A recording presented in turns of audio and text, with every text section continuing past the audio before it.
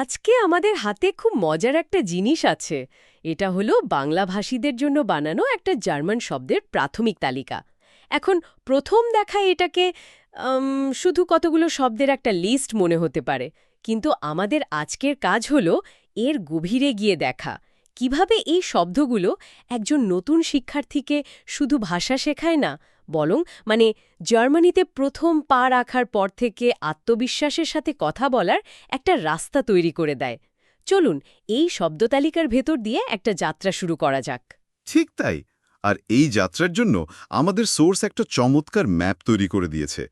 পুরো তালিকাটাকে 4টা ধাপে ভাগ করা হয়েছে। প্রথম ধাপে আছে পরিচয় দেওয়া, অর্থাৎ একেবারে গোড়ার কথা। দ্বিতীয় ধাপে আছে হাই হ্যালো করা, কেমন আছেন জিজ্ঞাসা করা আর সংখ্যা গুণা। তৃতীয় ধাপে আমরা দেখব ক্লাসরুমের পরিবেশের জন্য প্রয়োজনীয় শব্দ। আর সব শেষে আমার মতে সবচেয়ে গুরুত্বপূর্ণ অংশটা হলো দৈনন্দিন জীবনের কিছু জরুরি শব্দ আর বাক্য, যেগুলো বিপদে পড়লে বাঁচিয়ে দিতে পারে। এই ধাপগুলো ঠিক যেন একটা গেমের লেভেলের মতো, একটা শেষ করে পরেরটায় যেতে হয়। দারুণ বলেছেন, গেমের লেভেলের মতো। তাহলে চলুন প্রথম লেভেলটা শুরু করি। সিখ ফোর্স্টেলেন আন ল্যান্ডা, নিজের পরিচয় আর দেশ। জার্মানিতে পৌঁছেই তো প্রথম কাজ হবে নিজের নাম বলা, কোথা থেকে এসেছি সেটা জানানো, তাই না? আমাদের তালিকায় শুরুতেই আছে দেয়ার নাম নাম, মাইন আমার, ডাইন তোমার, আর আপনার। আচ্ছা, এই যে ডাইন আর ইয়ের ব্যবহার, এটা তো আমাদের বাংলা তুমি আর আপনির মতো শোনাচ্ছে। জার্মানিতে কি এটা খুব কড়াভাবে মানা হয়? খুব গুরুত্বপূর্ণ একটা প্রশ্ন।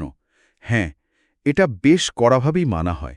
আর এটা শুধু ভাষার নিয়ম নয়, সংস্কৃতিরও একটা বড় অংশ।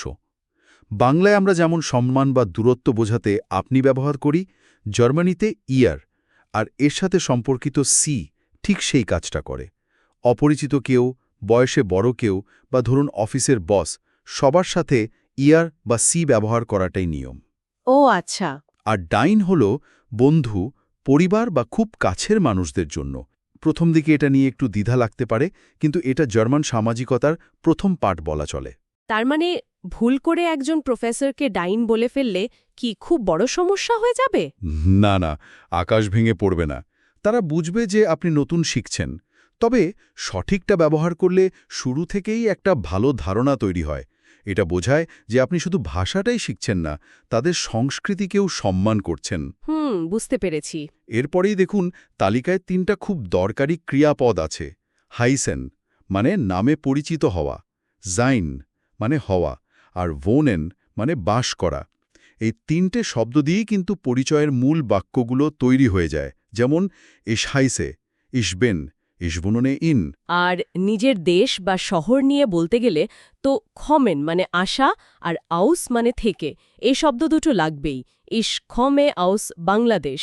আচ্ছা, এখানে একটা ব্যাপার লক্ষ্য করলাম।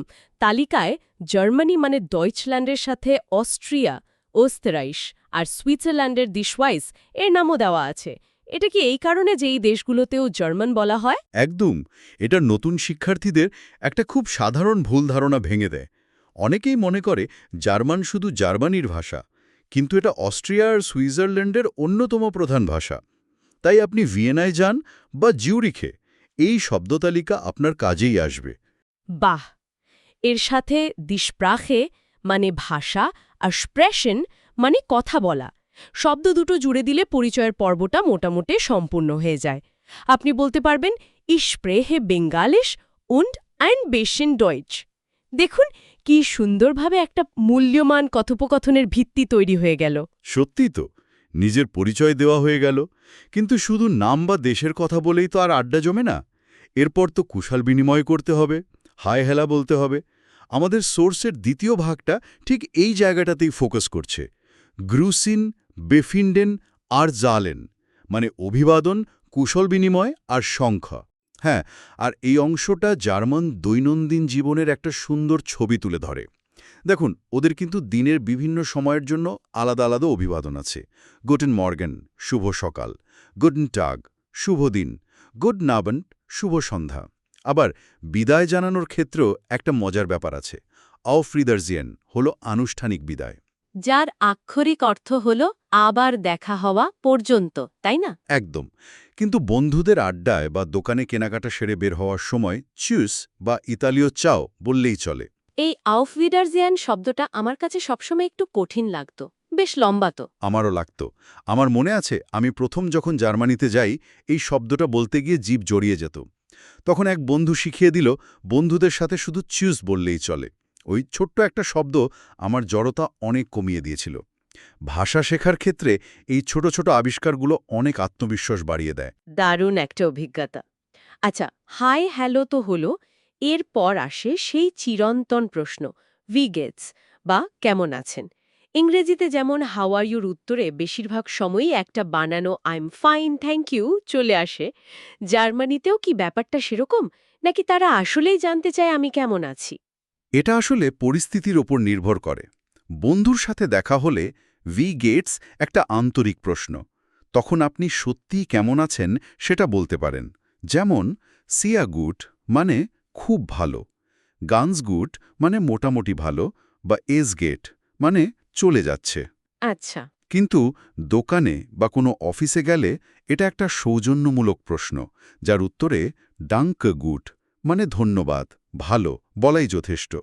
এই সূক্ষ্ম পার্থক্যটা সময়ের সাথে সাথে বোঝা যায়। বেশ ইন্টারেস্টিং। কুশল বিনিময়ের পর এই অংশে আছে সংখ্যা 0 থেকে 20 পর্যন্ত। এখানে একটা প্যাটার্ন আমার চোখে পড়েছে।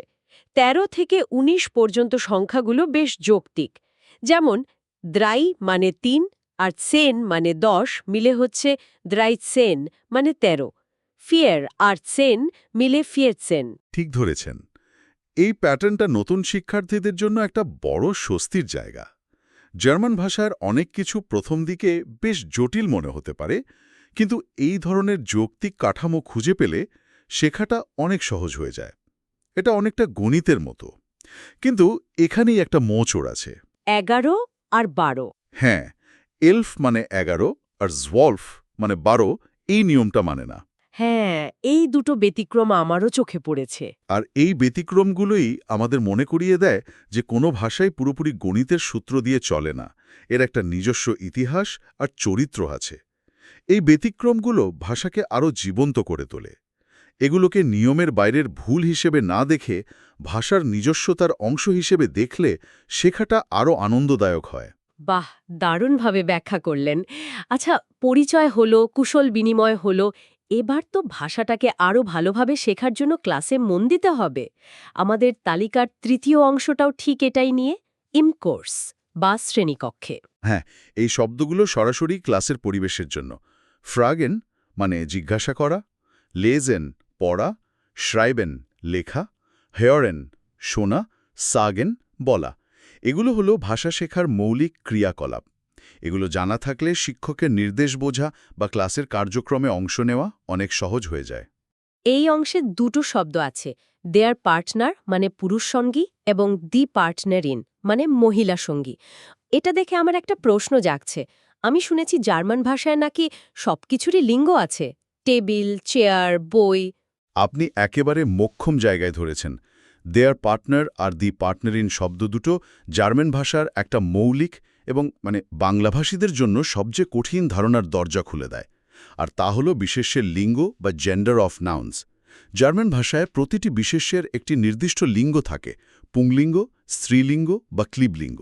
যেটা ডের, দি বা দাস আর্টিকেল দিয়ে বোঝানো হয়, তাই তো? একদম। দেয়ার পুংলিঙ্গ, দি স্ত্রীলিঙ্গ আর দাস ক্লিবলিঙ্গ। এটা তো আমাদের জন্য বিশাল একটা চ্যালেঞ্জ, কারণ বাংলা ভাষায় তো বিশেষ্যের লিঙ্গ নেই।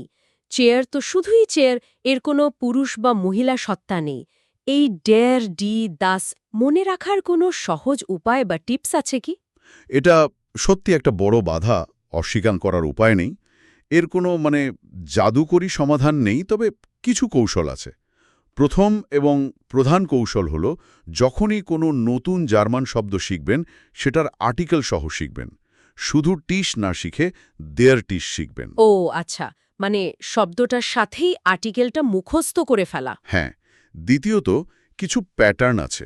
যেমন যে শব্দগুলো আং, হাইট, কাইট দিয়ে শেষ হয় সেগুলো সাধারণত স্ত্রীলিঙ্গ হয়, দি হয়। আবার যেগুলো ছেন বা লাইন দিয়ে শেষ হয় সেগুলো ক্লিবলিঙ্গ হয়, দাস হয়। তবে সবচেয়ে বড় কথা হলো, এটা নিয়ে শুরুতেই হতাশ হওয়া যাবে না। এটা আয়ত্ত করতে সময় লাগে, এমনকি জার্মান বাচ্চারাও এটা শিখতে গিয়ে ভুল করে। ধৈর্য ধরে চর্চা করে যেতে হবে। কিন্তু আকর্ষণীয় দিকগুলো আবিষ্কারেরও একটা জায়গা। একদম। আর ক্লাসে যা শিখলাম সেটাকে তো এবার বাস্তব জীবনে প্রয়োগ করতে হবে। এখানেই আমাদের চতুর্থ এবং শেষ অংশটি প্রাসঙ্গিক হয়ে ওঠে। আন্দারে ভিস্টিগে ভোটার বা অন্যান্য গুরুত্বপূর্ণ শব্দ।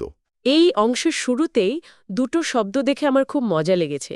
ডি আউটোবান মানে হাইওয়ে, আর ড্যার কিন্ডারগার্টেন মানে শিশু বিদ্যালয়। এর মধ্যে কিন্ডারগার্টেন শব্দটা তো আমরা ইংরেজিতেও ব্যবহার করি। ঠিক তাই। আমি তো জানতামই না যে কিন্ডারগার্টেন একটা জার্মান শব্দ। এমন আর কি জার্মান শব্দ আছে যা আমরা হয়তো নিজের অজান্তেই ব্যবহার করি? বেশ কিছু আছে, যেমন ডপলগ্যাঙ্গার মানে কোনো ব্যক্তির দেখতে হুবহু একরকম অন্য কেউ, বা ওয়ান্ডারলাস্ট ভ্রমণের তীব্র আকাঙ্ক্ষা। এই শব্দগুলো বিশ্বজুড়ে ব্যবহৃত হয়। এটা দেখায় যে ভাষা কিভাবে একে অপরের থেকে ধার করে নিজেকে সমৃদ্ধ করে। তবে পরিচিত শব্দের বাইরেও এই তালিকার শেষ কয়েকটি বাক্য আমার মতে সবচেয়ে কার্যকরী। এগুলোকে আমি বলি সার্ভাইভাল কিট। যেমন ডাস ফার্স্টেহে ইশনিস্ট, যার অর্থ আমি এটা বুঝতে পারছি না। অথবা বিটে আইনবেসেনলাং জামার মানে দয়া করে আরেকটু ধীরে বলুন। এই বাক্যগুলো একজন নতুন শিক্ষার্থীর জন্য সবচেয়ে বড় সহায়। আমি আপনার সাথে পুরোপুরি একমত। যখন কেউ খুব দ্রুত কথা বলছে বা কোনো নতুন শব্দ ব্যবহার করছে যা আমি বুঝতে পারছি না, তখন অসহায় বোধ করার বদলে এই বাক্যগুলো ব্যবহার করে পরিস্থিতি সামাল দেওয়া সম্ভব। এটা শুধু আত্মবিশ্বাসী বাড়ায় না, আমার মনে হয় এটা স্থানীয়দের কাছেও একটা ভালো বার্তা দেয়। কিরকম বার্তা? যখন একজন বিদেশী তাদের ভাষায় কথা বলার চেষ্টা করে এবং আটকে গেলে সাহায্য চায়, তখন এটা দেখায় যে সে সত্যি চেষ্টা করছে। তখন আমার ধারণা স্থানীয়রাও আরও বেশি সহযোগিতার হাত বাড়িয়ে দেয়। তারা বুঝতে পারে যে আপনি অহংকার থেকে চুপ হয়ে নেই, বরং শিখতে গিয়ে আটকে গেছেন। এনশুলডিগুং মানে মাফ করবেন, বা ভিবেটে মানে কি বললেন। এই ছোট ছোট প্রশ্নগুলো আসলে যোগাযোগের সেতু তৈরি করে। চমৎকার বলেছেন। এটা শুধু ভাষা শেখা নয়, এটা সম্পর্ক তৈরি করা। এই বাক্যগুলো শিক্ষার্থীকে শুধু ভাষা শিখতেই সাহায্য করে না, বরং জার্মানভাষী মানুষদের সাথে বাস্তবে কথা বলার সময় নিজেকে সুরক্ষিত এবং সক্ষম অনুভব করতে সাহায্য করে। যখন একজন শিক্ষার্থী জানে যে সে প্রয়োজনে সাহায্য চাইতে পারবে, তখন তার কথা বলার ভয় অনেকটাই কেটে যায়। সব মিলিয়ে এই তালিকাটি যদি আমরা দেখি, এটা শুধুমাত্র কিছু বিচ্ছিন্ন শব্দের সংগ্রহ নয়, বরং একজন বাংলাভাষী শিক্ষার্থীর জন্য জার্মান ভাষায় প্রথম কথোপকথন শুরু করার একটি পূর্ণাঙ্গ নির্দেশিকা। পরিচয় পর্ব থেকে শুরু করে কুশল বিনিময়, ক্লাসরুমের নিয়মকানুন আর সবশেষে বাস্তব জীবনে সাহায্য চাওয়া পর্যন্ত প্রতিটি জরুরি ধাপ এখানে খুব সুন্দরভাবে সাজানো আছে। আজকের এই আলোচনা থেকে একটা বিষয় খুব পরিষ্কার হলো যে একটা নতুন ভাষা শেখা কেবল কিছু শব্দ বা ব্যাকরণের নিয়ম মুখস্থ করা নয়। এটা সেই ভাষার সংস্কৃতির সাথে, সেই মানুষগুলোর সাথে নিজেকে যুক্ত করার একটা প্রক্রিয়া। আমরা দেখলাম কিভাবে আনুষ্ঠানিক এবং অনানুষ্ঠানিক সর্বনাম জার্মান সামাজিকতার গভীরতাকে তুলে ধরে, বা কিভাবে বিভিন্ন অভিবাদন তাদের দৈনন্দিন জীবনের ছন্দের অংশ। প্রতিটি শব্দ এবং বাক্য একটি নির্দিষ্ট পরিস্থিতি বা সামাজিক প্রথার প্রতিফলন। আর এই আলোচনা শেষে শ্রোতাদের জন্য আমার মাথায় একটা প্রশ্ন ঘুরছে। আজকের সোর্সে আমরা আনুষ্ঠানিক এবং অনানুষ্ঠানিক এর ব্যবহার নিয়ে কথা বললাম। এটা আমাকে একটা বিষয় ভাবাচ্ছে। কোনো ভাষায় এই ধরনের আনুষ্ঠানিকতার বিভাজন কিভাবে মানুষের সামাজিক সম্পর্ক এবং স্তরবিন্যাসকে প্রভাবিত করে? এটা কি কেবলই সৌজন্য প্রকাশের একটি উপায়, নাকি এর মাধ্যমে একটা সমাজের ক্ষমতার কাঠামো, ঘনিষ্ঠতা আর দূরত্বের ধারণা এবং সাংস্কৃতিক মূল্যবোধ সম্পর্কেও গভীর কিছু বোঝা যায়? আপনার কি মনে হয়?